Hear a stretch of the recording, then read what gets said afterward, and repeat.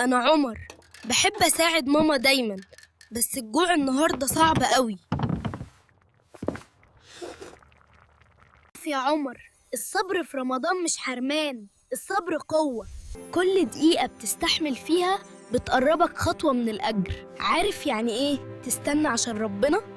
يعني عندك إرادة. هستنى وهقرأ قرآن لحد الأذان. أكبر الله أكبر، أشهد أن لا إله. الحمد لله قدرت أصبر. شفت؟ الصبر بيقوي القلب قبل ما يقوي الجسم. انت كده بقيت بطل رمضان. الصبر في رمضان بيعلمنا نتحكم في نفسنا، واللي يقدر يستحمل الجوع ساعة يقدر يستحمل أي صعوبة في حياته. رمضان مش شهر، رمضان حكاية، وانت بطلها. مع بعض هنخلي كل يوم بداية جديدة.